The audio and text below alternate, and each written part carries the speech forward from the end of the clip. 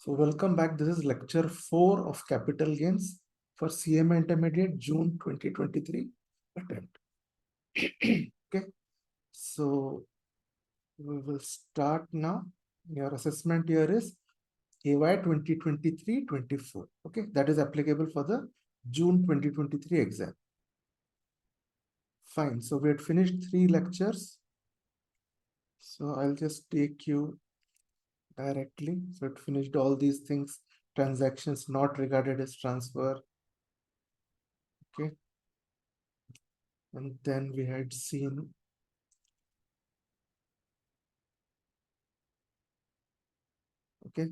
we had seen computation of long-term and short-term capital gains. Okay, so short-term capital gains we had seen it. We have sale consideration less expenses on transfer. Okay, that gives us net sale consideration. It is the same for long-term capital gains also. And then from net sale consideration, you will deduct cost of acquisition and cost of improvement. Right? In long-term capital gain, what you will do is it will be indexed cost of acquisition, indexed cost of improvement. Okay, so here we are getting short-term capital gain, there you will get long-term capital gain. Okay, fine. So we'll just continue further. So cost of acquisition in short is called COA, right? And cost of improvement is COI. Okay. Right, then we did some examples and all, and this was your indexation table. Okay. We saw the indexation formula also, right? Indexed cost of acquisition and indexed cost of improvement. So indexed cost of acquisition formula is this. You have to take the cost of acquisition, just multiply by index of the year of transfer, which for you will be previous year 2022-23.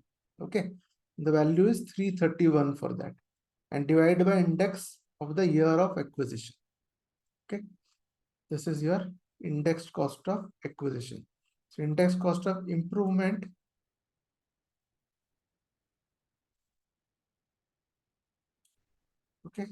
index cost of improvement is the similar rather. Just take COI, multiply by index of the year of transfer. Again, it's going to be 331 for previous year 2022-23 upon index of the year of improvement. Okay, cost inflation index we saw. This is the table. Okay, cost inflation index table, and the latest two indices are for previous year 2022-23. It is 331. Before that it was 317. Okay, right, then okay, fine, this is fine. Then treatment of assets before 1/4/2001. Okay, so we saw for assets acquired before 1/4/2001. Okay, what has to be done is for cost of acquisition. Okay, you have to say these are assets acquired before 1st April 2001. Okay, so here your cost of acquisition will be higher of the two. Okay, higher of actual cost of acquisition, it is the amount for which you have bought, and fair market value on 1/4/2001. So if your asset is acquired before 1/4/2001, okay, if you have acquired it before 1/4/2001, okay, then your cost of acquisition will be higher of two. Higher of actual cost of acquisition and fair market value on 1/4/2000. Take the higher figure of the two. Okay, so this we saw, and then fine, these are all not important as of now, right?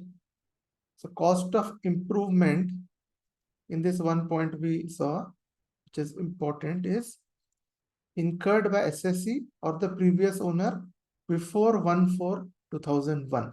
Okay, it is not considered. Okay, so anything which is incurred before 1/4/2001, either by SSC or by the previous owner, that will not be considered. Okay, reason was that you are already giving them actual cost of acquisition and fair market value, whichever is more. So in computing this fair market value, any improvement done before 2001, that impact will already come in this fair market value. Okay, so which is why you don't get improvement before 1/4/2001. Okay, then indexation, we know that you will get it only from 2001 2002, right? Before that there is no indexation. So lowest index, okay, that is the denominator, will be 100 for 2001 2002. In other words, if you go to this table, the lowest value in this table is 100 for 2001 2002. Fine.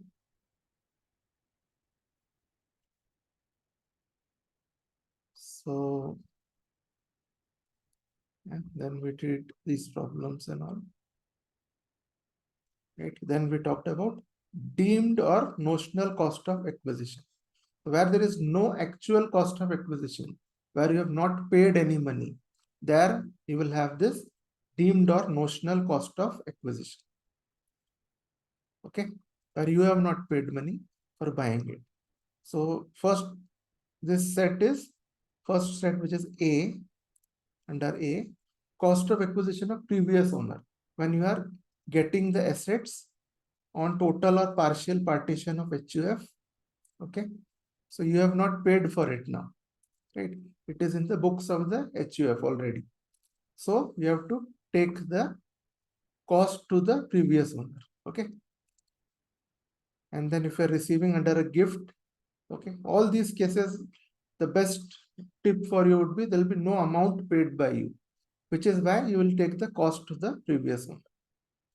By succession, okay, dissolution of firm, DOI or AOP, okay, dissolution, liquidation, and under a trust, okay, all these things what you will consider is cost to the previous owner, because the latest cost you will have only in the books of the previous owner. Okay, so here then business reorganization, holding to subsidiary, subsidiary to holding, where transfer is 100%, transfer is Indian company. Okay, so and amalgamation, all that comes under business reorganization. Okay, fine. Whatever we have seen, amalgamation or demerger, okay, like that. So in all these cases, you have to consider previous owner, okay, cost to the previous owner. That will be your cost. Fine. And then self-acquired property of a member received by an HUF from its member. Okay, so when HUF is getting an asset from a member is bringing his asset in. Okay, so then whatever is the value in the books of the member, that will be considered as the cost of acquisition. Okay, so this was under first set, that is this red point. Okay, which is cost of previous owner is equals to cost of acquisition. So these cases are very easy to identify. Okay, so it will be like you are not paying anything now, or if at all you have paid it long back. Okay, say in a partnership, right? In a dissolution of a partnership, you might have brought your capital long back. Okay, now whatever your contribution is, it is as per the balance sheet of the firm. Okay, whatever is the latest value, that only you will have to use now, right? So which is why you will take the cost to the previous owner, which in this case will be the firm. Okay, so these are very easy to identify, right? And second case is right. So here, conversion of one form of asset to another form, conversion of preference to equity, or consolidating plan of mutual fund is converted to consolidated plan. So cost of units will be whatever is the cost in the previous plan. Okay. Right. So in this case, it will be whatever is the cost of preference shares. That will be the cost of equity shares. Okay. Because it is getting converted. Fine. And this is assets covered under 56(2)(x). This is actually an income from other sources section. It is gift. Okay. Any asset which you have received by gift. So your cost will be same as that of previous owner. Conversion of inventory into capital assets. Okay. If you are converting inventory into capital assets, so cost of acquisition of inventory will be the cost of acquisition of capital assets. Okay. Right. In these cases, actually cost of year, what you take is, you don't take cost of acquisition. Okay. You take the fair market value. Okay. Here.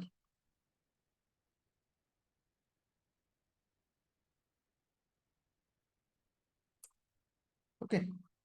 So this is gift. So in this conversion of inventory into capital assets, what we take is the fair market value on the date of conversion. Okay, that's what is taken as the sale consideration. Okay. So then next is shares acquired by non-resident on redemption of GDRs and all. Okay. So in this case, what is done is cost of acquisition is price prevailing in any recognized stock exchange on the date of request of redemption. Okay. So here you have to consider what is the market price in a recognized stock exchange on the date of request of redemption made by the NR. Okay, that will be the cost. Okay, and holding period also will be counted from the date of request of redemption from here. Okay, that means that for whichever period of time he has held the global depository receipt, that period will not be considered. Okay. Holding period counted from the date on which request of redemption was made. Okay. Whenever he has made the request of redemption, from that time only his holding period will be considered. Right. Next is income declaration scheme. Okay. So this is, I told you that these are some black money related things where, this scheme was announced so that people who have black money, they should announce it, and 60% of it will be considered as income, and whatever penalty is there, they'll have to pay penalty surcharge. Rest amount they can retain. Okay. So this was the income declaration scheme. Okay. So then, if before declaring an income in a capital asset and income declaration scheme, that asset is a concealed asset, right? So it's not in your name. You have just hidden it kind of in some other name or anything. Okay. So after you declare it, then whatever amount you have declared, okay, here, the tax, surcharge, penalty and all, you will pay on that asset. Okay. So total amount is, which has to be paid is 60% of the fair market value. Okay.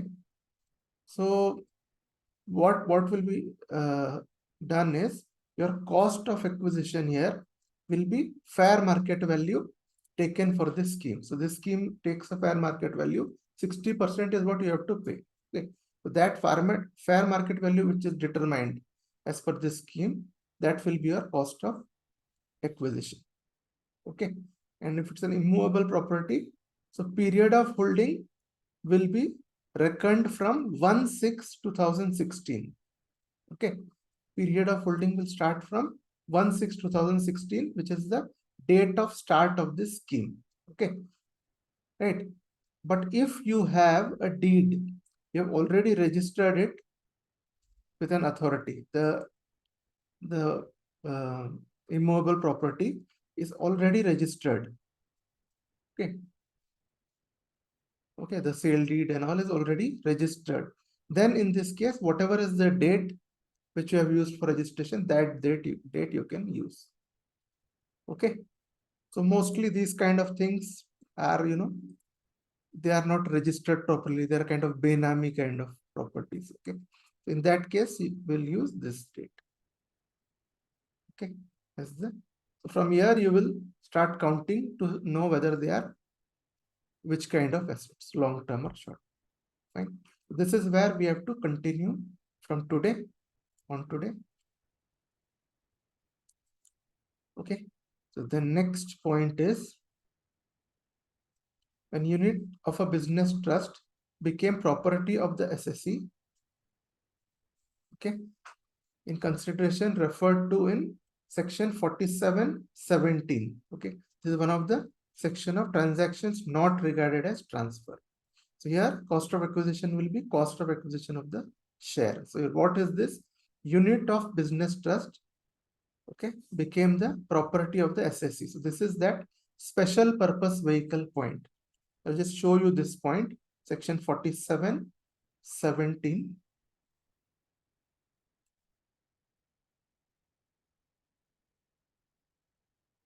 Okay, this is the one. Okay, this is section 47(17). Here you can see that transfer of a capital asset being share of a special purpose vehicle. Okay, so the special purpose vehicle point which I had explained you. Okay, so what you are doing is share of a special purpose vehicle, shares of special purpose vehicle are being transferred to a business trust, and the units of business trust are transferred to the special purpose vehicle. Okay, this is what is being done here. Fine. So here, so for this, that's the point we are going to see now.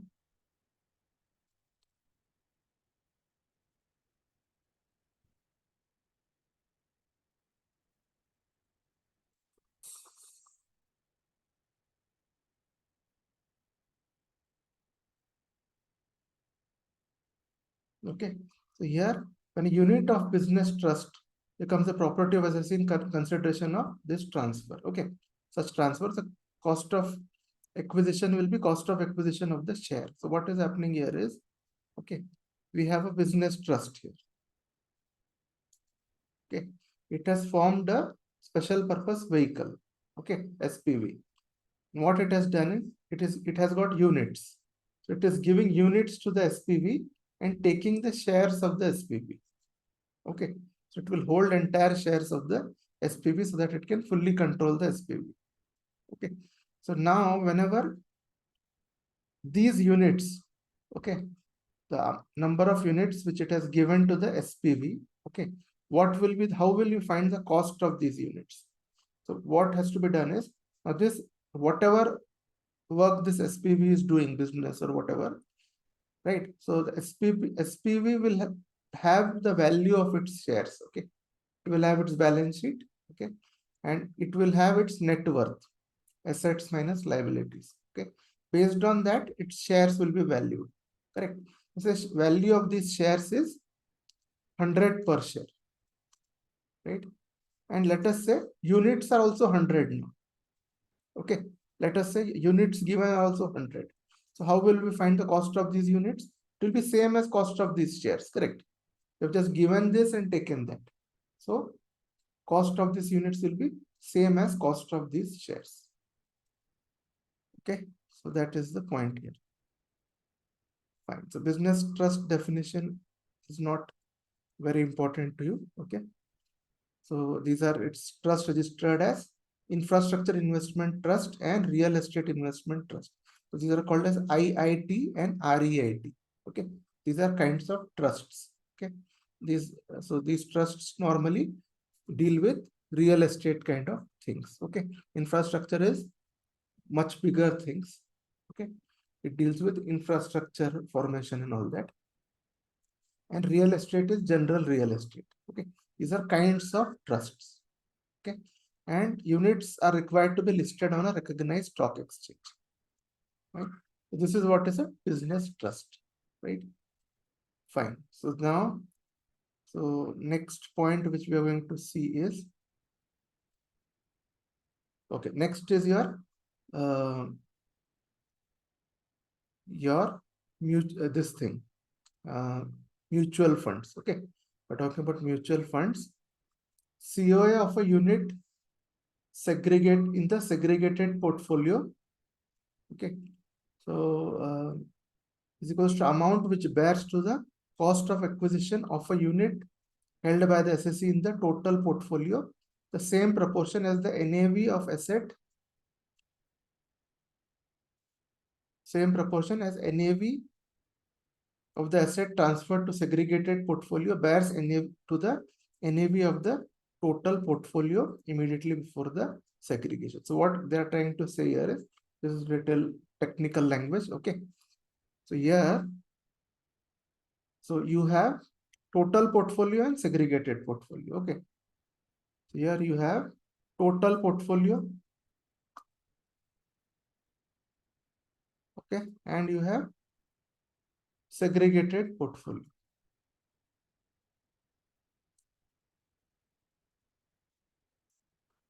Okay, fine.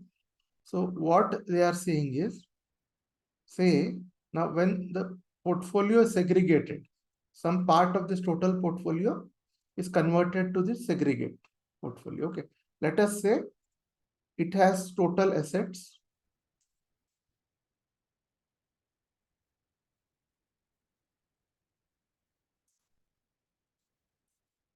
100. Okay, and what it has transferred is 25. Okay, so what part it has transferred? It has transferred is 25, right?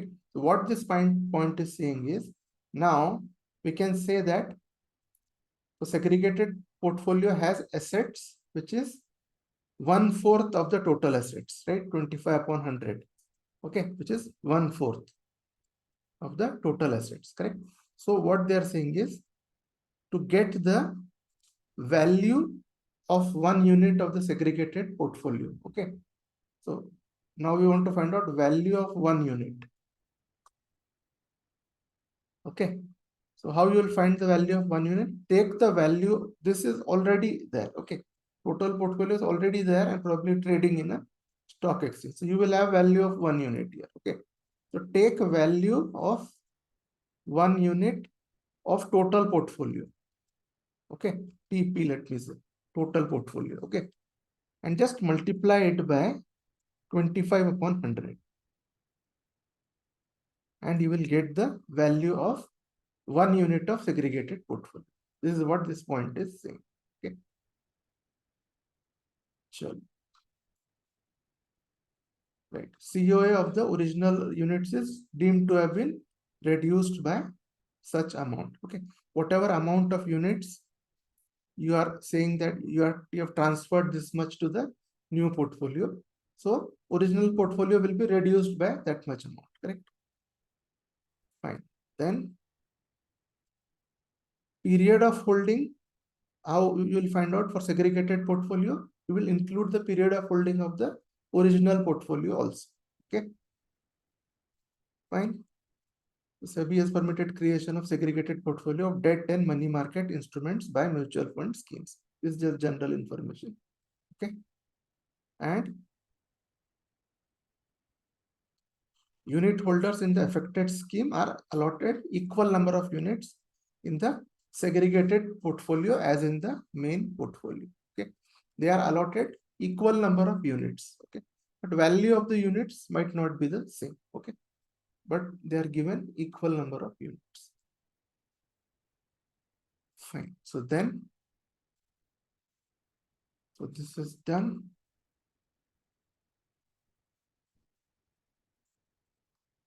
Okay. Next is some aspects of section 49(1). Okay, 49(1) is transfer by gift and all that which we have seen. Okay, the list we had seen, no? All that. So where there was a previous owner, right? Gift, will, or you can have amalgamation. All those things are, they come under 45(1). Okay, so here.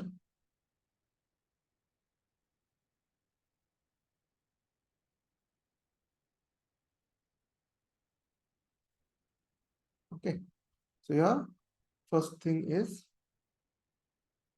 cost of asset. Okay, the cost of asset we have already seen, already examined just now, right?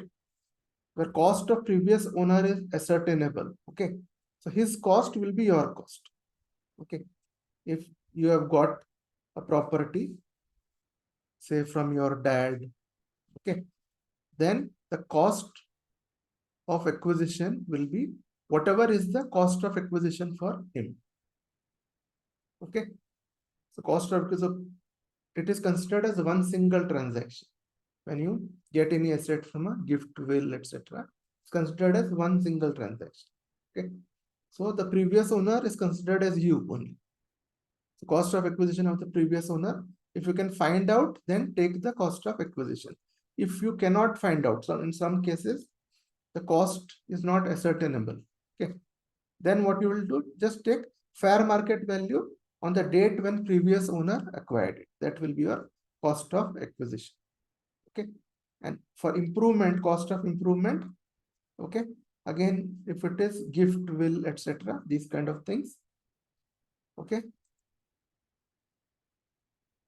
then you will include improvement expenditure incurred by the previous owner. Okay, but remember that any improvement expenditure before 1/4/2001, that will not be included, correct?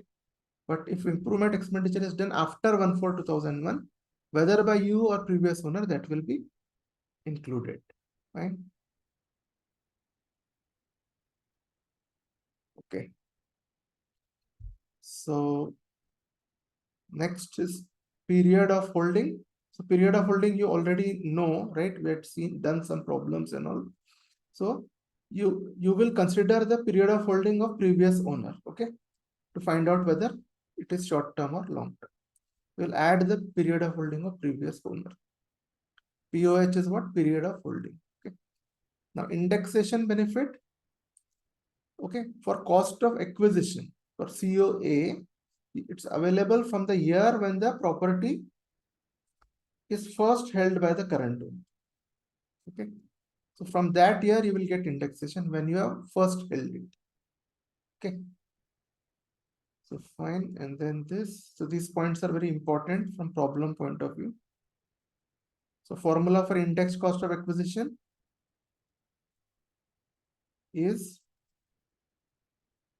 cost of acquisition into index for the year of transfer. This will be 331 for you mostly. Okay, that will be for previous year 2023, 2022, 23. Okay, so that will be 331 for you mostly. Okay, index of the year of transfer. This will be index of the year when asset was first held by the current owner. Okay, that you will have to use. For cost of improvement, okay, again, when you have to multiply by the indexation of the year on transfer. This is same. Okay, but here you need not consider first held by the current owner. Okay, you can take the year in which improvement was done. Okay, so it will be in cost of improvement, it will directly be index of the year of improvement. Fine, index of the year of transfer upon index of the year of improvement, to multiply by this ratio. Okay, fine.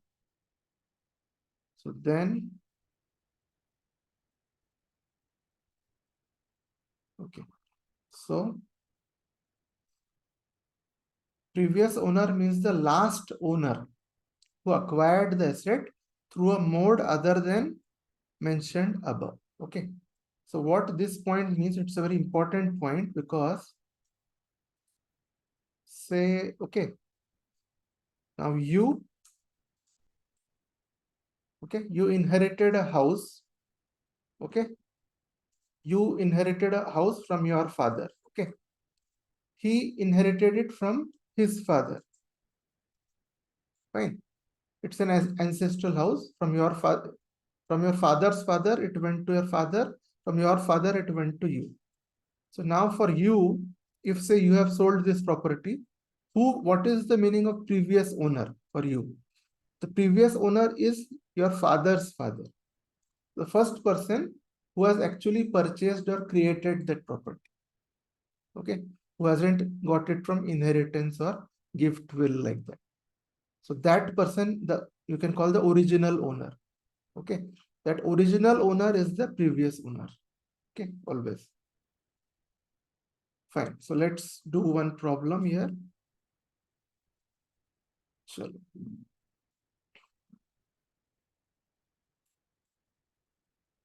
Okay. So illustration 4. Mrs. Parminder has jewelry being gifted on 1/4/2005 by her brother Jitender. Okay. So gifted on 1/4/2005. Jitender acquired it for 60,000 on 1/7/1995. Okay. So Jitender actually bought it in 1995 for 60,000. Okay. Then gifted to his sister, Mrs. Parminder, on 1/4/2005. Okay. Now on 1/7/2002, Jitender has sewn a diamond worth 25,000 in such jewelry. This is improvement. Okay. He has sewn a diamond worth 25,000 on 1/7/22. After that, he gifted it on 2005. This is 2002, sorry. Okay. 1/7/2002. On this date, he added a diamond to that jewelry. Okay. And then he gifted it to his sister on 1/4/2005. Okay. So now what else? On 1/4/2009, Mrs. Parminder incurred polish expenditure. Okay, on it costing 5,000. See, always remember in capital gains, your improvement is that thing, okay, for which you should get an enduring benefit. Maintenance is never improvement. Okay, if you're constructing a first floor or you are adding an asset like here, Mr. Jitendra added jewelry here. Okay, so this is permanent. This is a permanent feature he has added. Okay, this is improvement. But polishing and all this is not improvement. Okay, it is maintenance. Fine. So which is why you will not be able to add this to the cost of asset. Polish. Okay. Then as on 1/4/2022, she sold it for 12,500. ये है हमारा starting point, यहां से चालू होगा हमारा. ठीक है. So 1/4/2022, that is previous year 22-23, she sold it for 12 lakhs. Okay, 12 lakh का बेचा. And brokerage is 1% of sale value, expenses on transfer. Okay, so this will be our first 2-point problem. In the problem, always you have to take the sale value less expenses on transfer. Okay, so this line is where we'll start the problem from. Okay, then what else? Chalo, then they have given us the fair market value of the jewelry on 1/4/2001 is 2 lakhs, 1/4/2005 is 5 lakhs, 1/4/2022 is 7,50,000. Okay, these three are your fair market values. FMV they have given. Okay, chali on various dates. So compute capital gain in the hands of Mrs. Parminder for AY 2023-24. Okay, तो अब ये हमको करना है. तो यहाँ पे चलिए, सो फर्स्ट थिंग जो है सबसे पहले क्या इसमें क्या करेंगे, let start with sale. Okay, ये जो पॉइंट है हमारा. Okay, she sold for 12 lakhs, brokerage is 1% of 12 lakhs. ठीक है, तो यहां से चालू करेंगे. तो ये लिख देते हैं हम लोग फर्स्ट.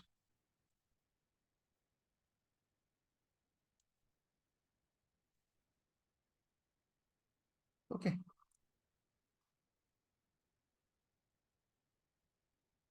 तो एक minute.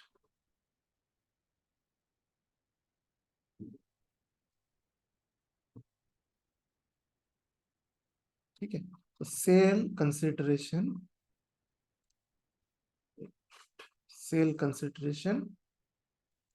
12 lakhs, correct?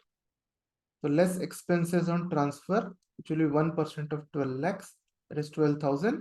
Net sale consideration आपका आ गया 11,88,000. ठीक है, ये उस पॉइंट से हमने निकाल ली. ओके, तो इतना हमको वी हैव गॉट दिस.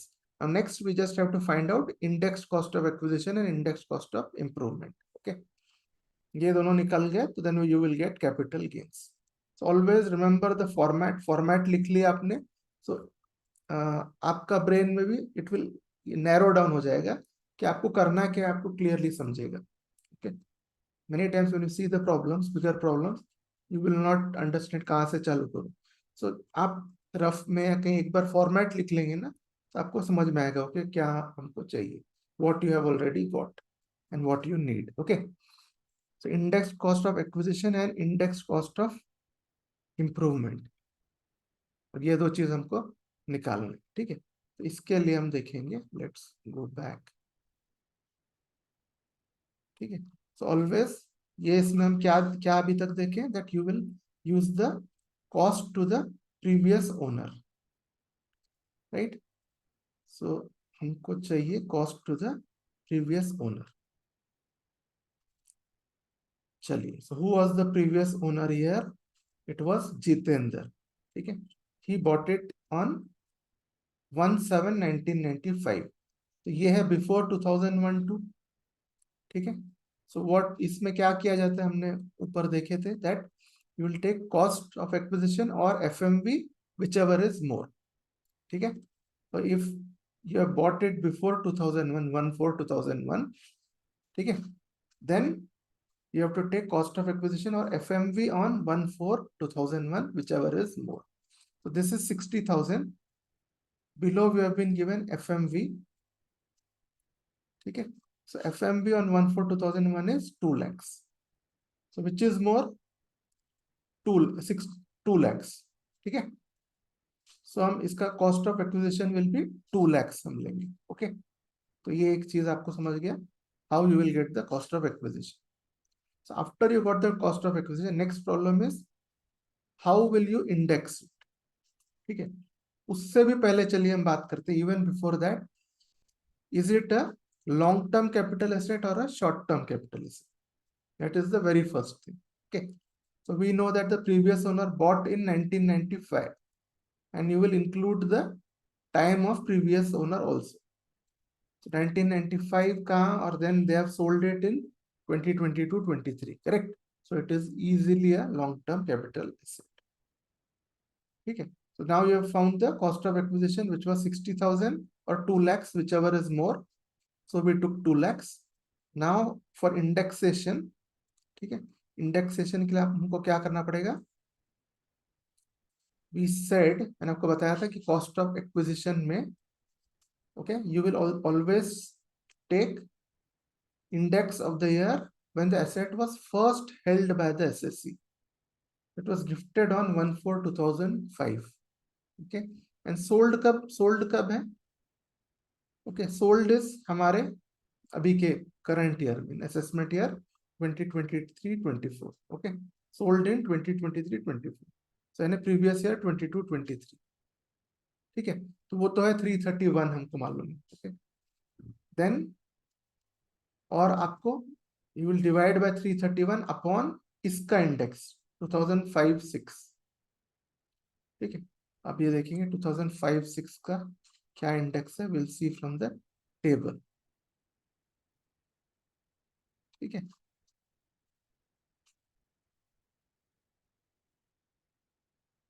तो यहाँ पे यू कैन सी 2005-6 is 117. ठीक है, ये इंडेक्स है आपका 117. This was the year in which the asset was first held by the SSC.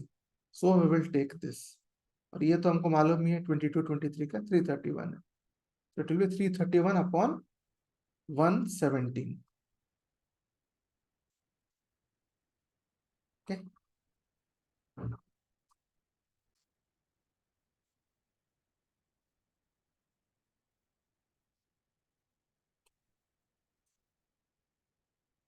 ठीक है, दिस इज द प्रॉब्लम। यहाँ पे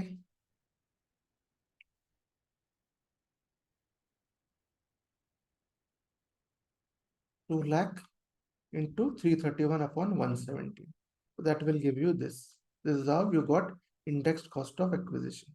Okay. अच्छा, अब improvement जो है, so improvement is considered as different from acquisition. So you will calculate the cost of improvement separately as if it is a different asset. ठीक है. So improvement में क्या करेंगे? So he stitched diamond, right? Diamond value of diamond was 25,000. Okay. So ये तो 25,000 you will take, okay, as it is. But apart from that, you will have to multiply again by index of the year of sale. ठीक है. And in improvement you have to take ठीक है, index of the year of improvement. So let us see कि index of the year of improvement क्या है. Okay, what is the year of improvement? कब उन्होंने, ठीक है, ये जो डायमंड वर्थ ये जो सिया था उन्होंने, so this is 1/7/2002. Okay, on 1/7/2002 Jitendra has soon diamond worth 25,000. तो इसको क्या, तो ये क्या हो गया आपका अभी? So what year you will use? 2002-3. ठीक है, so we'll use 2002-3. So चलिए देखते हैं एक बार फिर से हम. Okay.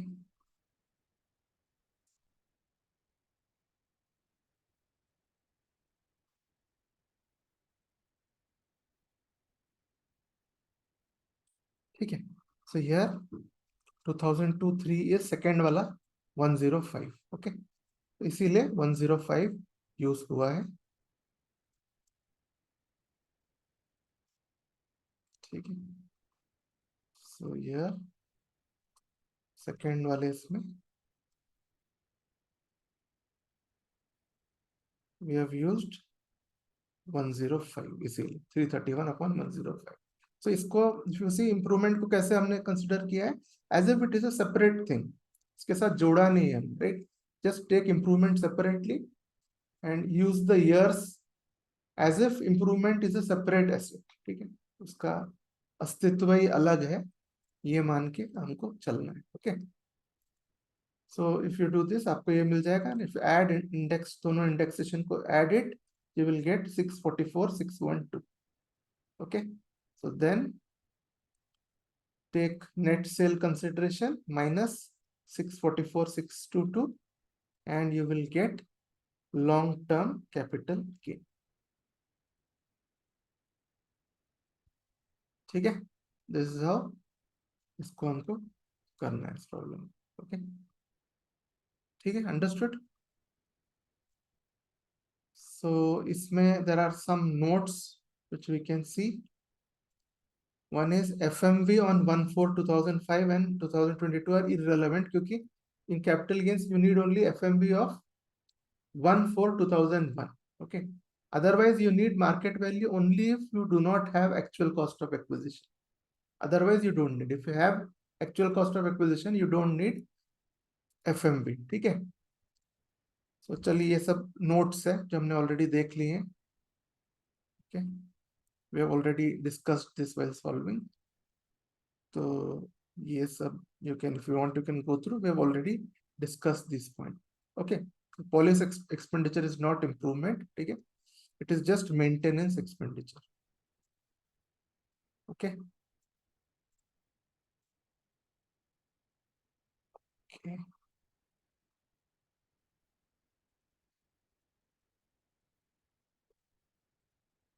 Right. Then ठीक है, so यहाँ ये है, this is just a summary जो all provisions which we have seen, this is a summary of that. So first thing is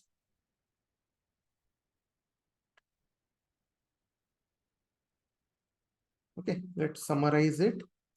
asset acquired before 1/4/2001, COA will be higher of actual cost of acquisition, FMB on 1/4/2001. ठीक है, ये देखे थे हमने. And then cost of improvement before 1/4/2001 will never be considered. Okay, so index available from the year of improvement, whether by current or previous owner. So for improvement, you will get cost of improvement indexation, you will get of the year in which improvement was made, whether by current or previous owner. But if improvement is made before 1/4/2001, you will not get. Okay. Then for determining short-term or long-term capital asset, you will add period of holding of previous owner. Okay. For cost of acquisition, index benefit available from the year when the current owner first held the property. This is for cost of acquisition, not cost of improvement. Cost of improvement you will get on the for the year when improvement was made. ठीक है, समझ में आ गया? चलिए, so then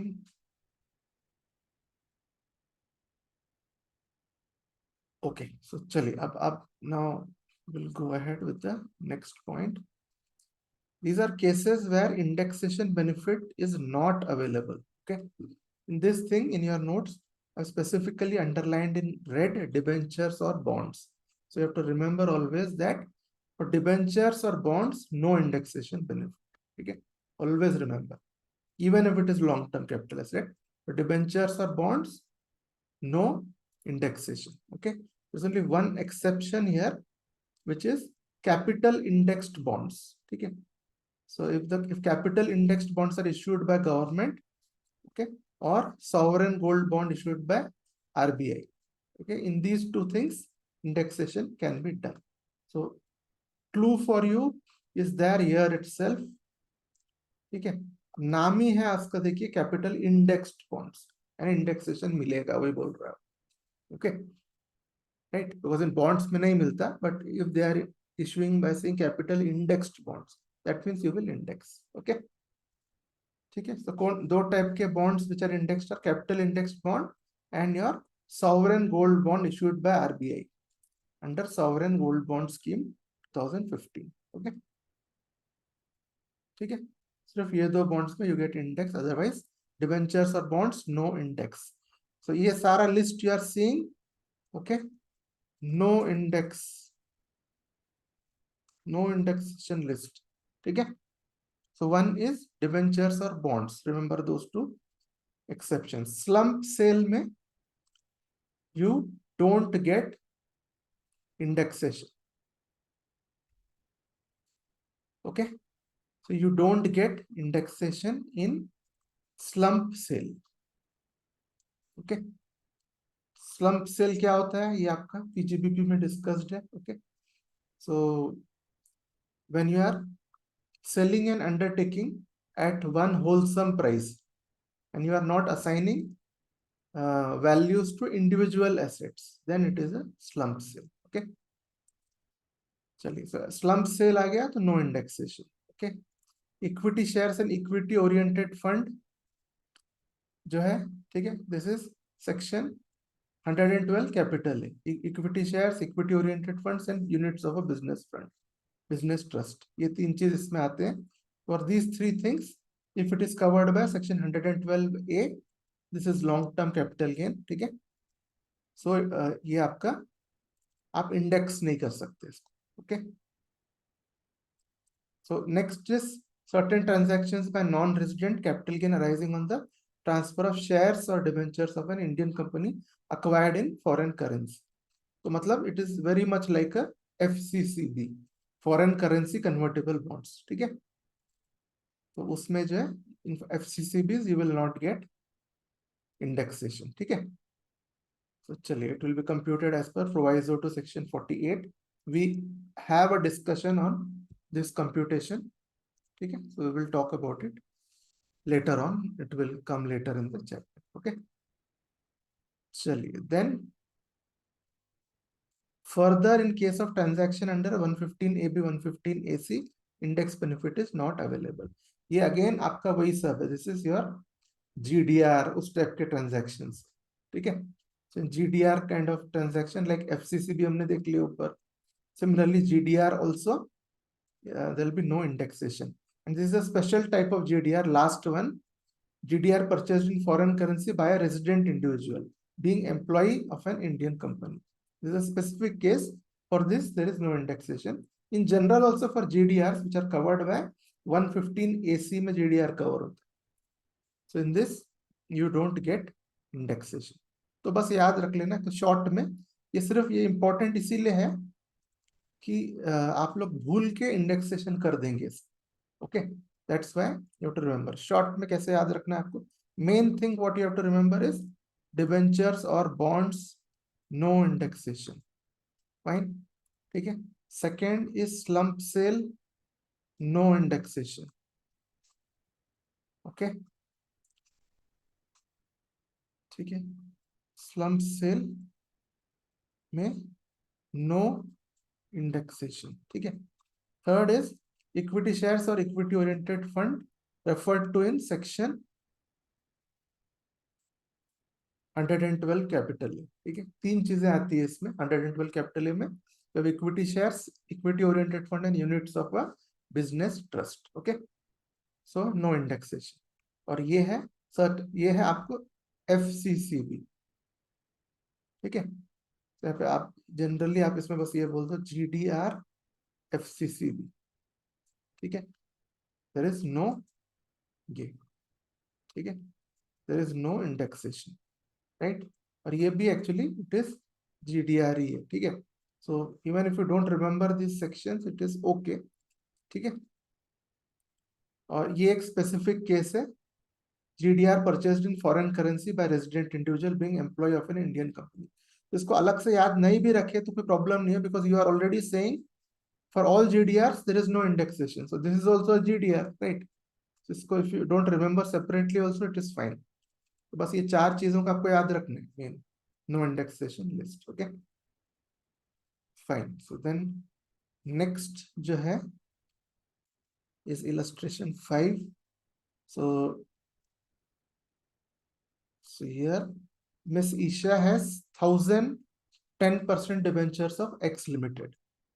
ठीक है, 1010% debentures of X Limited. Okay, acquired on 17/4/2009 for 120 each. ठीक है, and 1/4/1/2/2023 में she sold it for 1,25,000. brokerage is 0.5% of sale value. ठीक है, compute capital gain. बहुत ही सिंपल प्रॉब्लम है. so actually इसमें this is just testing whether you will index or not. तो इसमें आपको मालूम है चाहिए एक आधा प्रॉब्लम आ गया अगर, तो प्रॉब्लम बहुत सिंपल रहेगा like this. Only thing they will test is whether you know that indexation is to be done or not. Okay, so in this case, she purchased in 2009, she sold in 2023, so it is easily a long-term asset, correct? Long-term capital asset. So her purchase price will be 120 into 1000. Okay, so 1,20,000 is her purchase price. ठीक है, so इसमें whether we will index or not, that is what they are testing here. ठीक है, because it is debentures you will not index. बस उतना ही है इस problem में, और कोई खासियत नहीं है इसके अलावा. Fine, so here just see.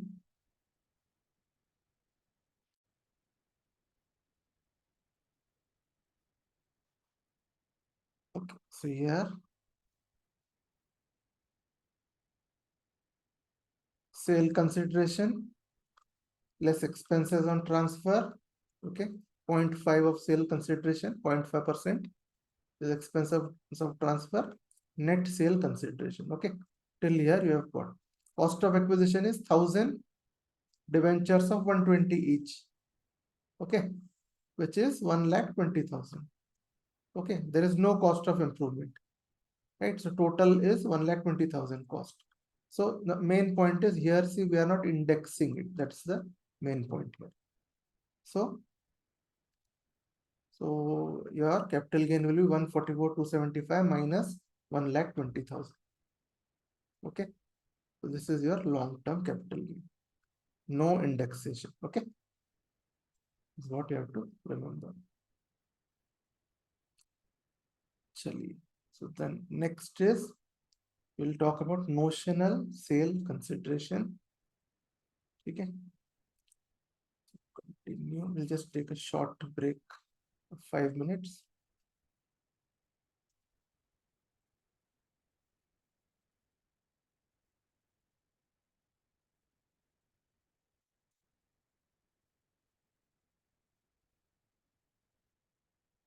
Okay, 7:35.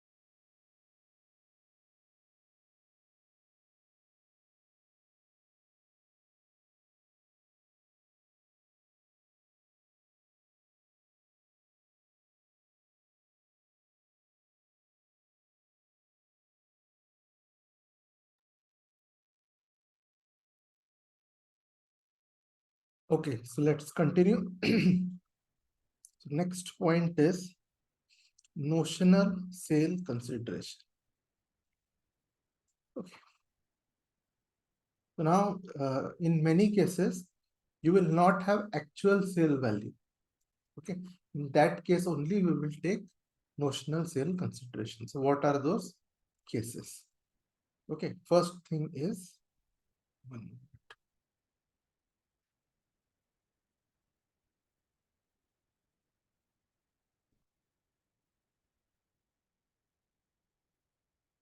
Okay.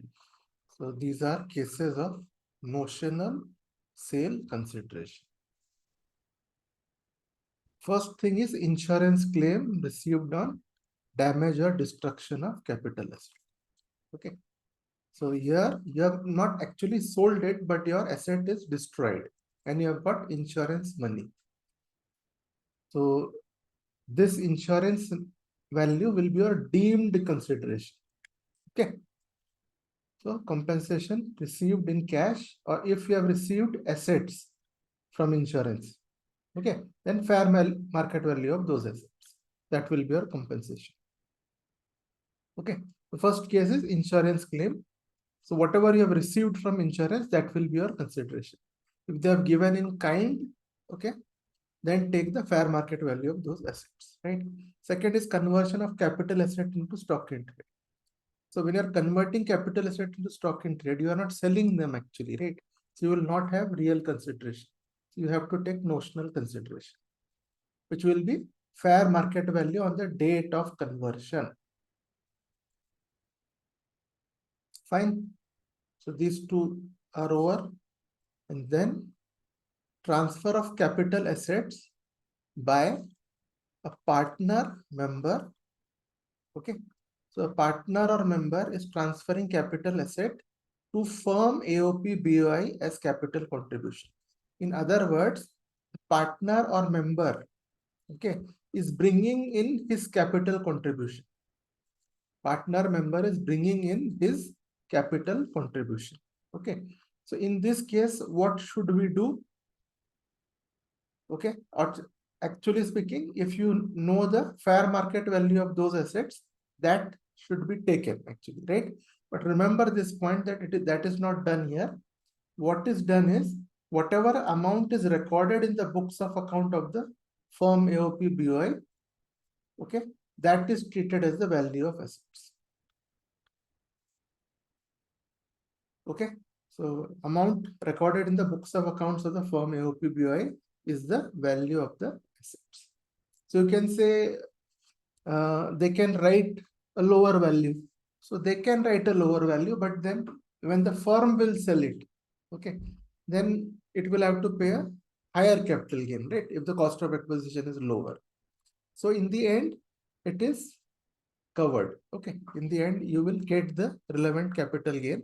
So which is why here the intention is to do a business. Okay. So that's why at this stage, they're allowing them to record whatever value they want. Okay. So this is one. So we have a problem for this also. We'll do the problem for this point. Okay. Then okay, assets received by shareholders on liquidation. Okay.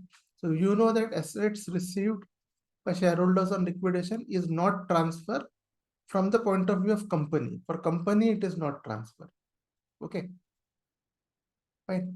So, but assets received by shareholder, so from the in the hands of the shareholder, money so received or market value of other assets on the date of distribution, less amount assessed as dividend under 222C. Okay. So 222C is a section of deemed dividend.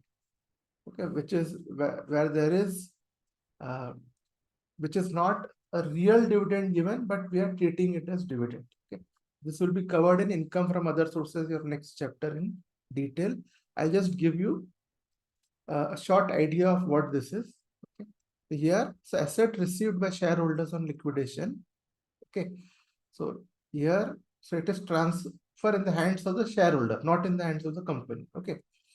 So now money so received or market value of other assets, whatever money and assets they are receiving. Okay, that you should take just deduct amount assets assessed as deemed dividend under 222C. So what is the deemed dividend is? What it says is, say they have in assets, okay, so you can divide the assets like this. Let us say you have 80 which are assets which are to be distributed. Cash and assets, everything is 80. Okay. Now 22 and 20 is the reserves. Okay, all revenue reserves which are there. Okay. So assets of 22, assets worth 20, okay, are equivalent to the reserves, and other 80 assets, these are assets, okay. Other 80 are the other general assets. Okay. So in this case, right? So what 222C says is, so we'll be dealing in little more detail in your income from other sources. Okay. This section says that, say now, if a shareholder, right? Let's say a shareholder has received 50 worth of assets. Okay. Shareholder receives 50 assets. Okay. So what they are saying is, if he has received 50, then consider that proportionally he has received from this reserves and other assets. So in other words, we'll consider that 10 is received from reserves, 40 from assets. Okay. So if now money is received from reserves, reserves is nothing but accumulation of profit. Reserves is accumulation of profit, correct? So if money is received from reserve, it is as good as dividend, correct? So which is why this 10 rupees now will be chargeable to tax as income from other sources, not under capital gains. What will be chargeable under capital gains is this 40. 40 less whatever cost will be deducted, okay? And then you will get capital gains here. Okay.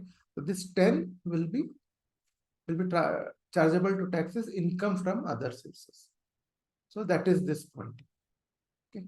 So any money which is given to the shareholders, you will have to see the total proportion. So here total is what? 80 plus 20 is 100. So your 20 upon 100 is 1/5, 80 upon 100 is 4/5. Okay. So whatever amount, if any shareholder is receiving, instead of 50, is receiving 8. Even if he is receiving 8, okay, what you will do is 1/4 of 8 will be treated as dividend, so 2 will be dividend, and 3/4, that is 6, will be on capital account. Okay. So this is what this section says. Fine. So here,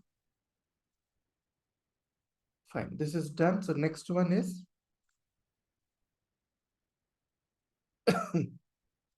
shares, debentures, warrants transferred by employee, okay, by way of gift or under an irrevocable trust. Okay. In this case also, consideration will be market value, because see, these we are talking about shares which the employee has received in ESOP, okay, under ESOP. So which is why when he sells it, okay, you will have to right. So which is why in this case market value will be treated as the real consideration, because he will actually be getting it under some discount. Okay. So that's why in shares, debentures, or warrants transferred by the employee by way of gift or other irrevocable trust. So here the point is the employee has got it under gift, will, or irrevocable trust. Okay. Okay, under gift or irrevocable trust. So now, okay, when he is transferring, okay, then you will have to consider it as consider the market value as the sale value. Okay, because he can transfer to anyone at a lesser cost also, right? He has received because ESOP is normally at a discounted price. So if he is selling at a discounted price further, right? So still government's tax should not get hit. So which is why you have to consider the market value in this case, even if it is selling, even if he is selling for less. Okay. Last is transfer in case of land or building or both. So this is real estate assets. Okay, you consider stamp duty value if consideration declared is less. If consideration declared is less than stamp duty value, you will consider stamp duty value. But the exact calculation of this also we will see very soon. Okay. So there can be more things. These are some illustrative things which have been showcased to you. Okay. Then next, advance money received and forfeited. Okay. So this is the case which happens often. You all would have at least heard of it if it did not happen to you. So many times we go for a deal. Okay. Let's say we are going for a real estate deal. Okay. So what we have to do, if you like the property, you give a token amount, correct? So you have given token of 50,000. Okay. You have liked it. So don't sell it to anyone. I am giving you token of 50,000. Okay. This gets adjusted with the sale price later on. Okay. But say after this, here let us say purchaser, and here is the seller. Okay. So you have paid the token of 50,000. Now something has happened. You have changed your mind. Okay. So you have said, no, I don't want to buy. Now this 50,000 is with the seller. Okay. So in token money, what is done is, right? In token money, the procedure is that is forfeitable. Okay. So it is not returned back if the transaction is not successful. Okay. So now what we are seeing is, what is the treatment of this 50,000? Treatment of this token money is what we are trying to learn. Okay. What is the treatment of this 50,000? Fine. So now first thing is, there are two different treatments. Okay. Now, first thing, normally what will happen? The seller has received this 50,000. Okay. So for him, for the seller, it is chargeable to tax as income from other sources. Okay. Chargeable to tax as income from other sources. Okay. He has got this extra money. It's income for him. So it is income from other sources.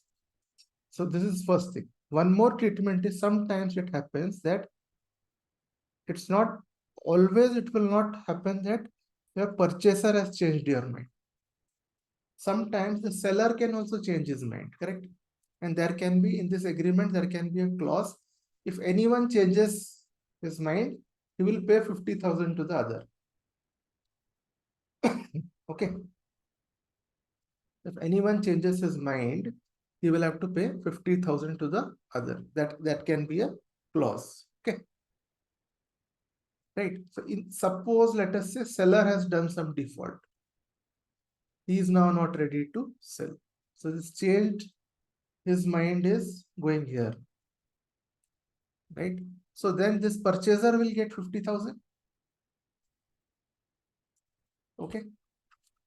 So this 50,000, if the purchaser gets, okay, it is chargeable to tax as capital gains. Okay. What is seen is that he had a right to purchase. After the agreement, he got a right to purchase. Okay. And he has relinquished this right in the favor of the seller. So seller has paid him 50,000. This is how it is seen. Okay. These are two ways of dealing with it. Now, first thing, one date you have to remember here, with effect from assessment year 2015-16, So exactly it is 1st April 2014. Okay, it's from 1st April 2014. Okay, this clause has been started. Money received as advance in course of negotiation. Okay, it is taxable as income from other sources. Okay, if sum is forfeited, negotiations do not result in transfer. Okay? So that is, it is income from other sources. So this clause has come from AY 2015-16, or exact date is the first date of this previous year of this assessment year. So which is 1/4/2014. This clause started from 1/4/2014. Before that, it was not there. Okay. So it is treated as income from other sources. This is one thing. And you can note that once included in the total income, okay, it shall not be deducted from the cost of asset or WDV. Okay, that is like, this is just general thing. So once you have, if income from other sources tax you have paid, okay, then the same thing you will not use in reducing the cost of the asset later on. Okay. So, right. So once the transaction has been done, right? In this case, the point is, say for 50,000, we have already paid income from other sources. So if the income tax department says that now reduce this 50,000, okay, from the cost of acquisition again, okay, then it will result as double tax for you. One, you have paid income from other sources. Secondly, your cost is also getting reduced. Okay, so which is why there'll be only one treatment. So just remember here, only one thing you have to remember, that once it is included in your total income as income from other sources, no second treatment. That's it. Remove only that. Remember only that. Okay. Fine. So next is treatment of compensation paid by the transfer, which I explained you just now. Okay. So if the seller commits default and transferee, that is purchaser, receives it, then it will be treated as, compensation received is treated as sale consideration against transfer of purchasing right and charged to capital gain. Okay. Fine. So then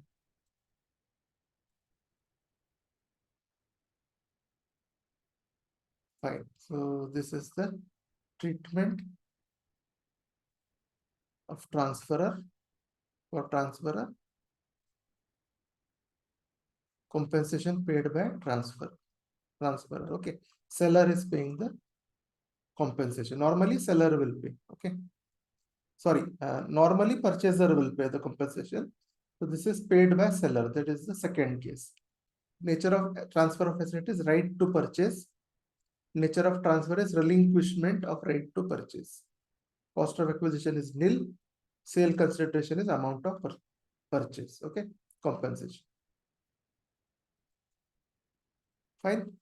तो ये है आपका, ये हो गया. Then next, what we have to do is computation of capital gains in certain cases. Okay. So first thing is capital gain in case of insurance claim.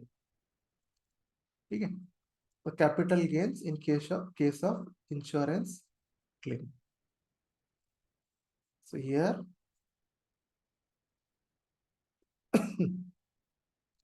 क्या होगा? So insurance claim का जो what हमने we had just seen a summary in that table, correct? So ये है, we'll talk in detail about this section. 45 1 capital A. Okay. So चलिए, so compensation received from insurance company for the specified damages is transfer liable to capital gain in the year of receipt of compensation. Okay, so in case of insurance compensation, it is taxable when you receive the compensation. Okay, reason being, so it's possible that all your assets are destroyed. Now you have nothing with you. Okay, you're waiting for insurance compensation. So now if government asks for tax, how will you pay it? Right? You don't have anything. So which is why these things, these kind of things, where your assets are destroyed and all that, you have to pay tax only in the year of compensation. But tax will be computed as on the date of destruction. Okay. So what is the event? Event is the destruction. So we will compute tax on the event date. Okay, on the date of destruction. But it will be taxed only when amount is paid to you. Okay, compensation is paid to you. So here what has been written is compensation received from an insurance company for specified damages is transfer. ठीक है? So the specified damages को लिखा गया. So for specified damages only it is transfer. Okay. So here is a table. So we'll first see what are the specified damages. All natural destructions are the specified damages. Okay. So if you see here, specified damages are damages caused due to flood, typhoon, hurricane, cyclone, earthquake, other natural calamities, all natural calamities. Riot or civil disturbance, accidental fire or explosion, enemy action. Okay. Last is enemy action. Okay. Whether with or without declaration of war. Okay. Whether the enemy has attacked you or you are attacking, whatever it is. Okay. Any kind of enemy action. Okay. Whether with or without declaration of war. All these damages on these are the specified damages. So other than this, other than what is written here, the other damages are not transfer. Okay. Only this is transfer. Fine. So yeah, this table will give you a good idea.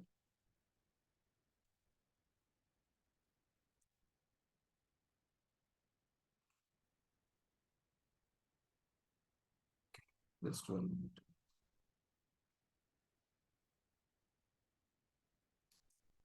So if you see this table,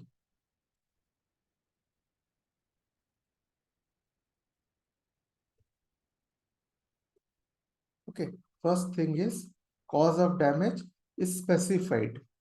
Specified means any of these things which we have studied here. Okay, natural causes and all that.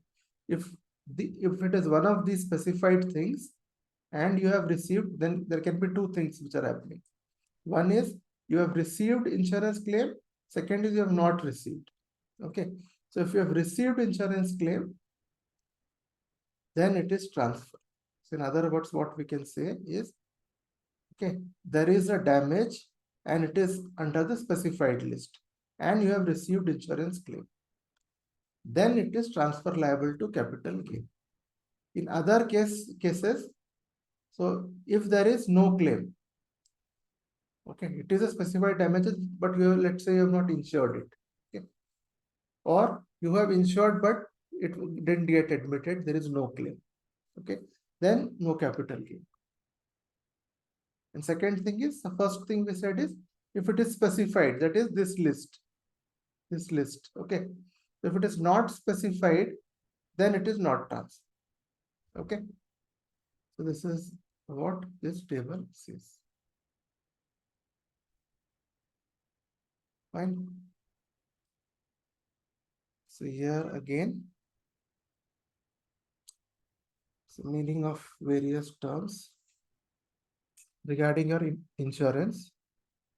First thing is, what is the sale? What will be the sale consideration? If you've received compensation, okay, in cash, then compensation is sale consideration. If you've received in kind, and fair market value on the date of receipt is your sale consideration. Okay, whatever you have received from insurance company, that is the sale consideration. And then cost of acquisition and all already you would have acquired that asset, right, which has been destroyed. So that is as usual. Okay, whatever is your cost of acquisition, that you can take as the cost of acquisition, improvement, expense on transfer. Okay, so there is no difference in these terms. Okay, same as normal. Now indexation benefit you can take till the year of destruction. So after the destruction, the asset is not there. If the asset is not there, you cannot take indexation. So for example, destruction has happened in 2020, 2020. Okay, but you got compensation in 2022. So you cannot take indexation till 2022. You can only take till 2020 because the asset is not there after that. Okay, taxable in the year of receipt of compensation. Okay, taxable is in the year of receipt. That's remember that's important. Okay, so or whenever in the year of destruction, your capital gains will get computed and it will not change after that. Only thing is that it will be taxable in the receipt of compensation, year of receipt. Definitely your rules are applicable which are there in the assessment year, right? So tax rate will be whatever is there in the year of receipt. Okay, so these will be the things.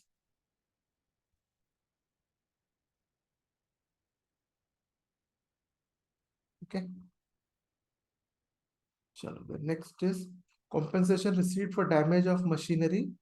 Okay, shall be treated under section 41(1) to the extent of expenditure incurred on repair and renovation of damaged machinery.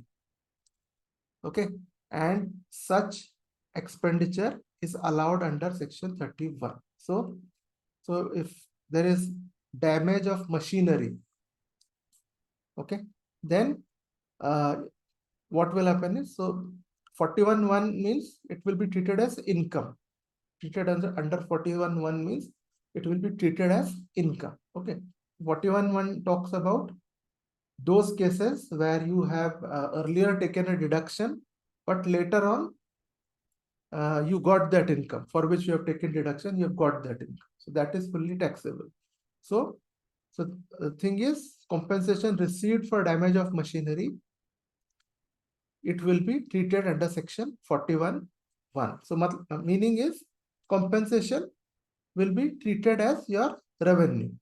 Okay, compensation will be treated as your revenue, and whatever expenditure you have incurred, that is whatever is your destruction of machinery value, that will be given as your expenditure.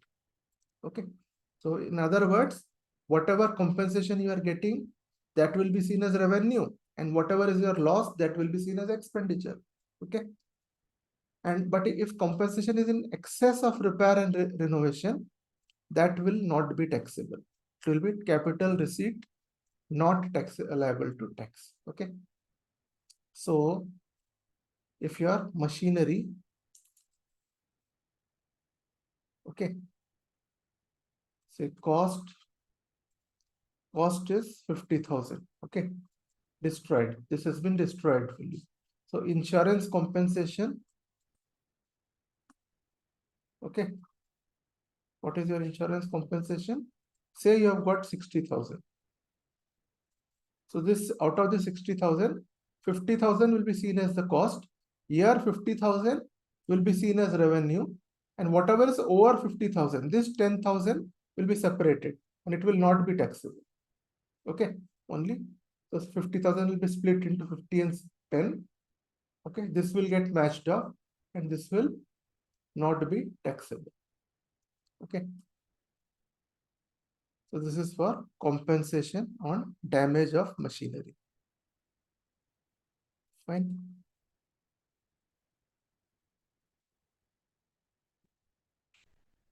So now compensation received for any other damages to capital asset.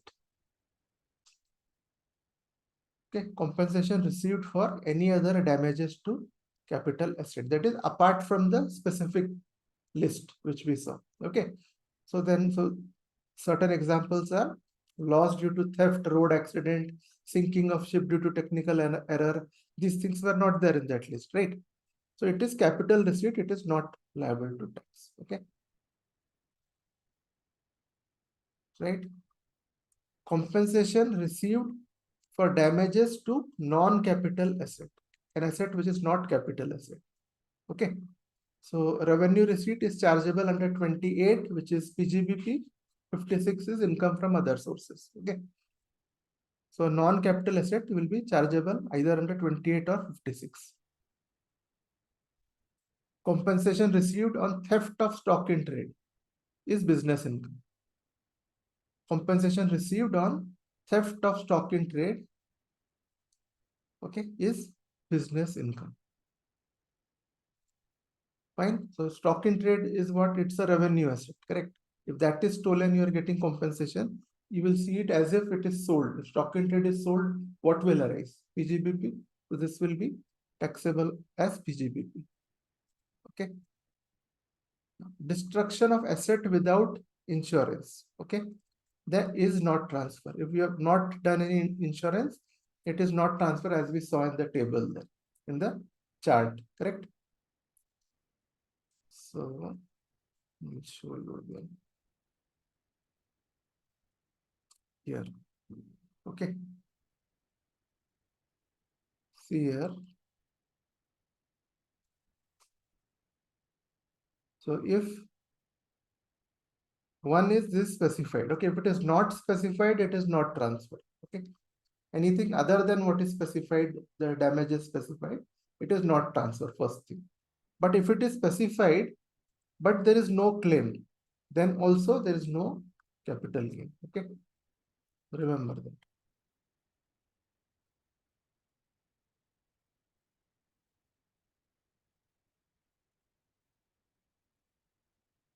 Okay. So it is not treated as transfer. So when it is not treated as transfer, it is not being treated as transfer, then your cost of asset destroyed is not an allowable loss. Okay. So if it is not treated as transfer, so definitely there will be no notional amount which will be taken. You don't have to pay tax, but at the same time, you will also not get deduction for the asset which has been destroyed. Okay. No deduction for that. Fine. Okay. So here there's just a small example. Mr. X acquired a residential building for self-occupation. Okay. It is not a business asset on 5/5/2019 for 90 lakhs. Okay. So on 7/4/22, property caught fire. No insurance was made. So here the thing you have to see is whether insurance is made or not made. Okay. And if insurance is made, is it among the specified, uh, is the loss, does the loss fall under the specified list? Okay, that you have to see. Okay, it's not about business or non-business here. So property caught fire, he did not make any insurance. Okay, so then this loss will not be an allowable loss under income tax. Okay, we will not be allowed to deduct this loss. Okay, it doesn't have to pay any tax also on notional basis. Okay, fine. Okay. So we'll take a break now. Okay, and we will come back and do from illustration 6. Okay, continue from illustration 6. Fine. Okay then.